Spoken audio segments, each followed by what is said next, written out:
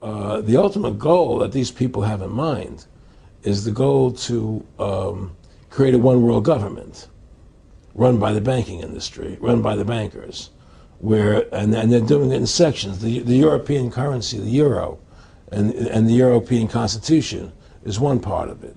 Now they're trying to do it in America with the North American Union, right? And they want to create a new currency called the Amero, right? And the whole agenda is to create a one world government where everybody has an RFID chip implanted in them. All money is to be in those chips, right? There'll be no more cash.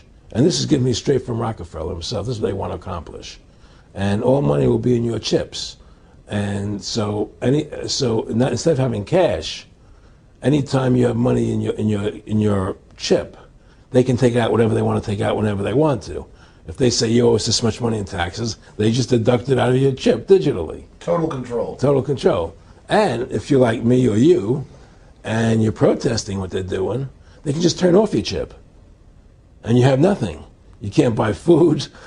You can't do anything. It's total control of the people. And that chip's connected to a database that has your purchasing records, what you do, what everything, you sell. Everything is in there, you know? And so they want a one world government controlled by them, everybody being chipped, all your money in those chips, and they control the chips, and they control people. And you become a slave. You become a serf to these people.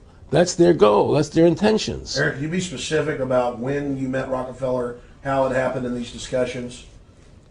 I met Rockefeller through a female attorney I knew who called me up one day and said, one of the Rockefellers would like to meet you. I had made a video called Mad as Hell, and he'd seen the video and wanted to meet me and knew I was running for governor of Nevada. So sure, I'd love to meet him. And I met him and I liked him, and he was a very, very smart man. And we used to talk and share ideas and thoughts. And he's the one who told me 11 months before 9/11 ever happened that there was going to be an event. Never told him what the event was going to be, but there was going to be an event. And out of that event, we were going to invade Afghanistan to run pipelines from the Caspian Sea. We were going to invade Iraq, you know, to take over the oil fields, establish a base in the Middle East, and make it all part of the New World Order. And we go after Chavez in Venezuela. And sure enough, later 9/11 happened. And I remember he was telling me how how you're going to see soldiers looking in caves for people in Afghanistan and Pakistan and all these places. And there's going to be this war on terror, which is no real enemy. And the whole thing is a giant hoax, you know, but it's a way for the government to take over the American people. He told you it was going to be a hoax. Oh, yeah. Oh, yeah. There's no question. He says, there's going to be war on terror. And he's just laughing. There's no... Who are we fighting? I mean, why do you think 9/11 happened and then nothing's happened since then? Do you think that our security is so great here that these people who pulled off 9/11, who were able to, can't knock down another plane? Come on, it's ridiculous. 9/11 was done by people in our own government and our own banking system to perpetuate the fear of the American people into subordinating themselves to anything the government wants them to do. That's what it's about, and to create this war, this endless war on terror. And that's why and that was the first lie. And the next lie was going into Iraq, you know, to get Saddam Hussein out with his weapons of mass destruction. That was the next lie. Now, specifically, this was a little over 6 years ago? This was 11 months before 9/11. Yeah. And Nick Rockefeller, who's a lawyer, he's become your friend over the previous years, and he's saying to you that there's going to be this big event, and then out of that we're going to have a war on terror, and it's just going to go on and on. Right, an endless war on terror without any real enemy. That you can never, so you can never define a winner. And did he say that it's going to be perfect because you can't define an enemy? It just goes on and on. Yeah, because you can't define a winner. There's no one to beat, so it goes on and on forever. And they can do whatever they want. They scare the hell out of the American public. Look, this whole war on terror is a fraud. It's a farce. It's very difficult to say it out loud because people are intimidated against saying it. Because if you say it, they want to make you into a nutcase. Let's But be the truth has to come out. That's why I'm doing this interview.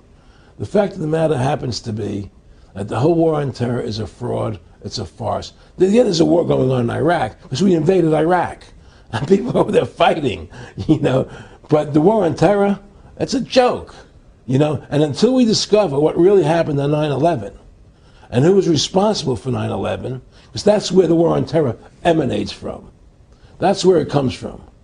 It was 9/11 that allowed this war on terror to begin. And until we get to the bottom root of 9/11, the truth of 9/11, we'll never know about the war on terror. Aaron, you said that he was, and I think it's important, and I know this about the Rockefellers from Dr. Dennis Cuddy and many others who literally, you'll be 20 years old in a lunch line at college, and there's David Rockefeller. And here's here. I mean, they're experts at recruiting and getting what they call players, and that clearly he was. I mean, I want to make it specific and just get you to reiterate what you said last night about you got 30% of the vote. You were having an effect. You made mad as hell. They knew that you'd started the Constitution Party. Yeah. They knew that you were somebody who was taking action and getting things done. You'd already made some big films, had a lot of other successes. Right. So they were trying to recruit you, and didn't it come down to the point of, hey, we are here to recruit you, and don't worry, your chip's going to say, don't mess with us. You know, this guy's don't touch. Yeah, yes, that did happen. I was definitely being recruited, but it's more subtle than that. Well, in your words, just go through the process, and then what he said. Well, what it is remember, we were friends, and we used to go to my house a lot. We'd have dinner, we'd talk, and he'd tell me about business investments I get involved in, you know, or they would help me with this business investment or that business investment. And was I interested in joining the Council on Foreign Relations? You know, I would have to get a letter to join them, but was I interested in that? And, you know, just stuff, you know, leading you on.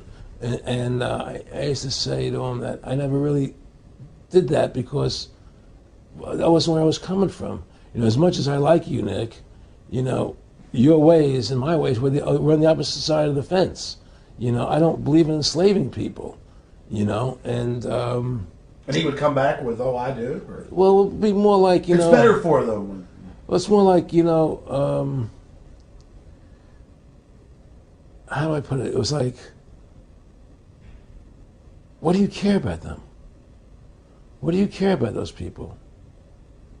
What difference does it make to you? Take care of your own life. Do the best you can for you and your family. What do the rest of the people mean to you? They don't mean anything to you. They're just serfs. They're just people. You know, it was just a lack of caring, you know, and that's just not who I was. It was just sort of like cold, you know. It was just like cold, you know. And I used to say to him, what's the point of all this? You have all the money in the world you need. You have all the power you need. What's the point? You know, what's the end goal? And he said the end goal is to get everybody chipped, to control the whole society, to have the bankers, the elite people, you know, the bankers and some governor controlling the world. And I said, all the people in the Council on Foreign Relations believe this way you do? He said, no. You know, most of them believe they're doing the right thing. A lot of them believe it's better off being socialistic. You know, we have to convince people that that socialism is really capitalism. Because America's becoming a socialist country. It's a communist country today. Well, one of the things they told me was that he was at the house one night, and we were talking, and he started laughing. He said, Aaron, what do you think women's liberation was about? And I said, I had pretty conventional thinking about it at that point. I said, I think it's about women having the right to work, getting equal pay with men, just like they won the right to vote, you know? And he started to laugh. He said, you're an idiot. And I said, why am I an idiot? He said, let me tell you what that was about. We, the Rockefellers, funded that. We funded Women's Lib, you know? And we're the ones who got all over the newspapers and television, the Rockefeller Foundation. He says, and you want to know why? He said, there were two primary reasons.